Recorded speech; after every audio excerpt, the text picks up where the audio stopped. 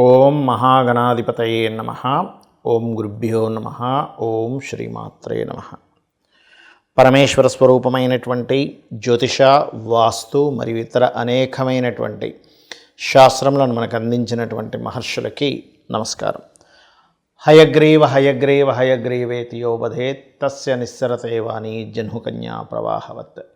అరుణాం కరుణాతరంగితాక్షీం ధృతపాశాంకుశపుష్పబాణచాపాం అనిమాదిభిరావృతాం మయూకైః అహమిత్యేవ విభావయే భవానీం. శ్రీమాత్రే నమః. ప్రేక్షకులకి ఆ లలితాంబిక అమ్మవారి యొక్క అనుగ్రహం పరిపూర్ణంగా కలగాలని మనస్ఫూర్తి కోరుకుంటూ మనం ఈరోజు చెప్పుకోబోయేటువంటి వార ఫలితాలు ఏ రోజు నుంచి ఏ రోజు వరకు అని చూసుకున్నట్లయితే 8వ తేదీ నుంచి 14వ తేదీ వరకు ఉంది. అదేవిధంగా గ్రహస్థితి కనుక చూసుకున్నట్లయితే ఈ వారం చంద్రుడు కుంభరాశి నుంచి వృషభం వరకు అంటే 4 రాశులు సంచరిస్తాడు. అలాగే వృషభంలో గురువు, కర్కాటకంలో నీచబడ్డ కుజుడు, కన్యారాశిలో కేతువు, వృశ్చిక రాశిలో రవి బుధులు, మకరంలో శుక్రుడు, అదేవిధంగా ఈ చంద్రుడు శనితో కలిసి ఉన్నాడు. మీనంలో మనకి రాహు యొక్క సంచారం జరుగుతుంది.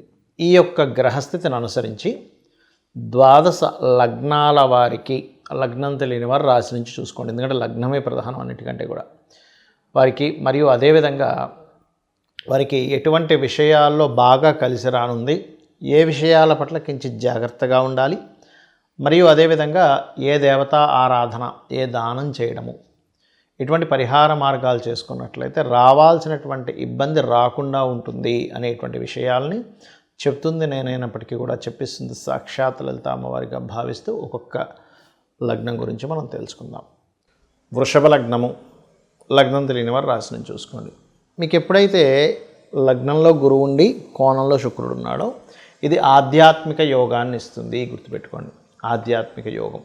కాకపోతే ఇలా పంచమ స్థానంలో కేతు ఉన్నందుకు ఆధ్యాత్మిక యోగంతో పాటు కొన్ని నిర్ణయాలు తీసుకునేటప్పుడు మాత్రం సంశయిస్తుంటారు, మరియు జాగ్రత్తగా నిర్ణయాలు తీసుకోవాలి. రెండవది, ఏదైనా ఫ్రెండ్స్తో చిన్నపాటి డిస్టర్బెన్స్ కూడా క్రియేట్ అవుతుంది. దీనివల్ల కొత్త ఫ్రెండ్స్ వస్తారు, ఫ్రెండ్స్తో చిన్నపాటి డిస్టర్బెన్స్ కూడా క్రియేట్ అయ్యేటువంటి యోగం ఉంది. ఇక్కడ కొత్త ఫ్రెండ్స్ కూడా ఏర్పడతారు.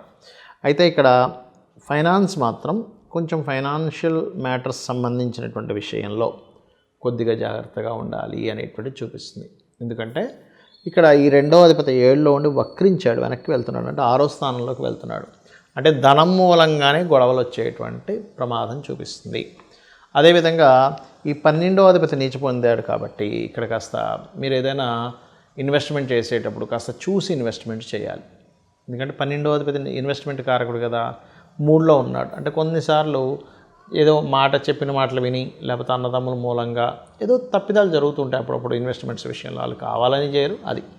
అదేవిధంగా ఇప్పుడున్నటువంటి గ్రహస్థితి రీత్యా 4వ అధిపతి 7లో ఉన్నందుకు మీ యొక్క జీవిత భాగస్వామికి ఏదైనా ఉద్యోగం రావడం, లేదా తన గురించి మీరు ఏదైనా వస్తువు కానీ, వాహనం కానీ, ఏదైనా గృహం కానీ కొనుగోలు చేద్దామని ప్లానింగ్ చేయడానికి సరైనటువంటి సమయం. షేర్ మార్కెట్ జోలికి అస్సలు వెళ్ళకండి. పంచమ స్థానంలో కేతు ఉన్నాడు, చాలా ఇబ్బంది అవుతుంది. మరియు అదేవిధంగా కాంపిటేటివ్ ఎగ్జామ్స్ ఇట్లాంటి వాటిల్లో, కాంపిటేటివ్ రిలేటెడ్ వాటిల్లో సక్సెస్ అయ్యేటువంటి యోగం నడుస్తుంది. వివాహం కోసం ప్రయత్నం చేసేటువంటి వారికి విదేశీ సంబంధాలు కుదిరేటువంటి ఛాన్సెస్ ఎక్కువగా ఉన్నాయి. కాకపోతే కాస్త చూసి నిశ్చితార్థం చేసేటప్పుడు, వాళ్ళతో మాట్లాడేటప్పుడు, ఎందుకంటే 7వ అధిపతి 3లో నీచబడి ఉన్నాడు, కమ్యూనికేషన్ స్థానంలో కాస్త జాగ్రత్తగా చూసుకోవాలి. అలాగే మరొక విషయం ఏంటంటే ఈ అష్టమం ఏదైతే ఉందో, ఈ అష్టమాధిపతి లగ్నంలో ఉన్నాడు. సో ఎప్పుడైతే అష్టమాధిపతి లగ్నంలో ఉన్నాడో కొంచెం హెల్త్ విషయంలో కొంచెం జాగ్రత్తగా ఉండాలి. కాకపోతే వక్రించాడు, పర్వాలేదు. ఈ అష్టమాధిపతి లగ్నంలో ఉన్నప్పుడు సర్వసాధారణంగా ఏమవుతుంటుందంటే ఈ దశమంలో కూడా శని కుజుడి చేత చూడబడుతున్నాడు కాబట్టి కెరియర్లో ఎక్కువ స్ట్రెస్ ఉంటూ ఉంటుంది. ఇంటర్వ్యూకి వెళ్ళినప్పుడు స్ట్రెస్ ఉంటూ ఉంటుంది. కొత్త ఉద్యోగాలు ఎత్తుక్కునే విషయంలో కొద్దిగా స్ట్రెస్ ఇస్తూ ఉంటాడు. ఆన్లైన్లో చేసే వ్యాపారాలకు మంచి యోగం ఉంది, అందులో ఎటువంటి సందేహం లేదు. తండ్రి గారి ఆస్తికి సంబంధించిన విషయంలో 12వ స్థానం తండ్రి గారి ఆస్తికి సంబంధించిన విషయంలో కొంచెం ఘర్షణ వాతావరణం చూపిస్తుంది. అలాగే 8వ తేదీ మాత్రం ఉద్యోగాలు ఎవరైనా ఇప్పిస్తానంటే 8, 9 తేదీలు వాళ్ళకి ఏదైనా మనీ పే చేసే విషయంలో జాగ్రత్తగా ఉండండి. మరియు 9, 10, 11 తేదీలు ఆన్లైన్లో చేసే బిజినెస్లు బాగానే ఉంటుంది. కానీ ఆన్లైన్లో ఏదైనా కొనుగోలు చేసే విషయంలో మాత్రం కొంచెం మోసపోయే ఛాన్స్ ఉంది, అది కొంచెం జాగ్రత్తగా ఉండండి.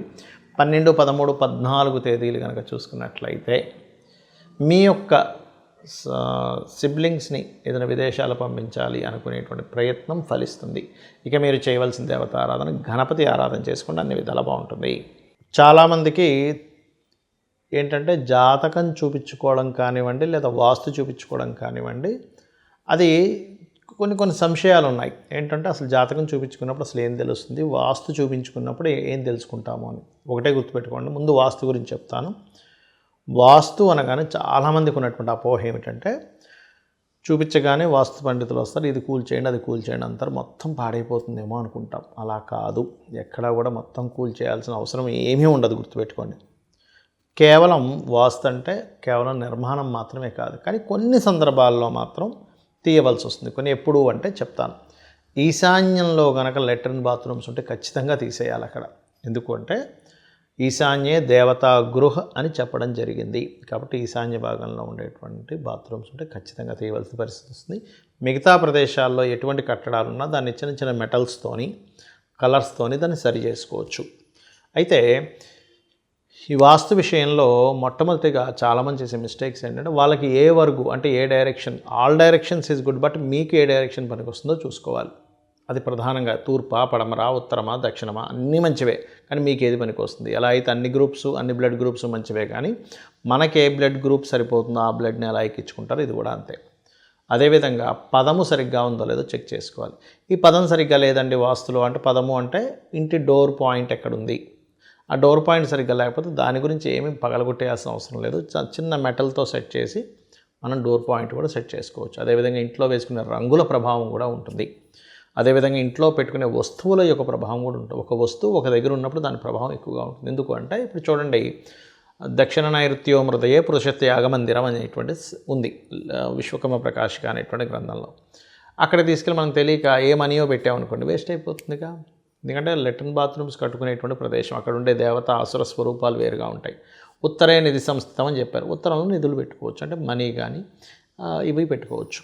అలా అసలు ఏ వస్తువు ఎక్కడ పెట్టాలి, ఇంట్లో ఫ్రిడ్జ్ ఎక్కడ పెట్టాలి, వాల్ క్లాక్స్ ఎక్కడ పెట్టాలి, ఐరన్ బాక్స్ ఎక్కడ పెట్టాలి, ఇలా అనేకమైనటువంటివి, ఎక్కడ కూర్చొని తినాలి, ఇదంతా వాస్తు కిందకు వస్తుంది. ఓన్లీ కట్టడం మాత్రమే కాకుండా మరొక విషయం ఏంటంటే, బ్రహ్మస్థానంలో కనుక పిల్లర్ వస్తే అది కూడా కొంత డేంజర్. అది కూడా అలాంటి సమయాల్లో కూడా కొంచెం ఇల్లు మారడం లాంటివి చేయాల్సి వస్తుంది. ఇక్కడ ఒక సందేహం ఏంటంటే, చాలామందికి వాస్తు అనగానే కేవలం అద్దె ఇల్లుకే వర్తిస్తుందా, సొంత ఇల్లు కూడా వర్తిస్తుంది అంటే రెండిటికీ వర్తిస్తుంది.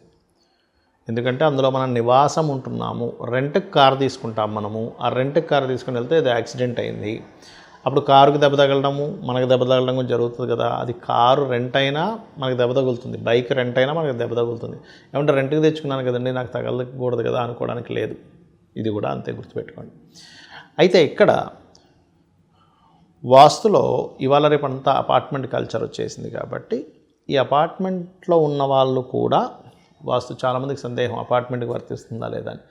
వాళ్ళ ఇండివిజువల్గా పనిచేస్తుంది. అపార్ట్మెంట్ బయట గోడలు ఎలా ఉన్నా సంబంధం లేదు. ఎవరికి వాళ్ళ యొక్క ఏదైతే వాళ్ళ అపార్ట్మెంట్లో వాళ్ళకి సంబంధించిన ఏదైతే ప్లేస్ ఉంటుందో అంతవరకే చూసుకోవాలి. మిగతా అంతా కూడా అవసరం లేదు.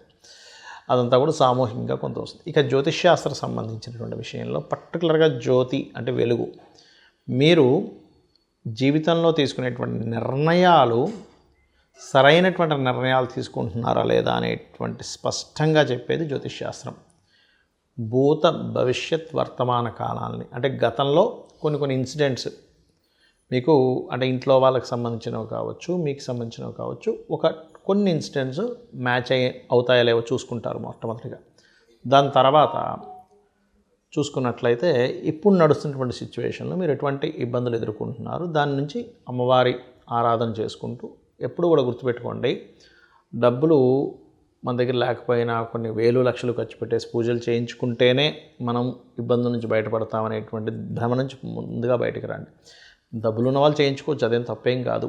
చక్కగా పురోహితుని పిలిపించుకొని హోమమో, యజ్ఞమో, సత్యనారాయణ సంవ్రతమో, లేకపోతే ఇంకోటి ఏదో సుదర్శన హోమాలు రకరకాలు చేయించుకుంటారు, అదేం తప్పు కాదు. కానీ లేకపోయినా అప్పు చేసేసి మరీ చేయాలి అనేటువంటిది లేదు. అలా చేస్తేనే అమ్మవారు అనుగ్రహిస్తుందని, అలా చేస్తేనే గ్రహాలు శాంతిస్తాయని అనుకోకండి దయచేసి. మనస్ఫూర్తిగా మీ భావనతో చక్కగా అమ్మవారి దగ్గర దీపం పెట్టి వెలిగించి మీరు ఏ దేవతా సంబంధించిన అనుగ్రహం పొందితే మీ యొక్క ఇబ్బంది పోతుంది, ధన సంబంధించిన ఇబ్బంది పోతుంది, లేకపోతే రోగ సంబంధించిన ఇబ్బంది పోతుందని చక్కగా దీపం పెట్టుకొని ఇంట్లో కూర్చొని జపం చేసుకున్నా కూడా ఆ యొక్క దోషం పోతుంది, గుర్తుపెట్టుకోండి. అలాగే జ్యోతిష్ శాస్త్రంలో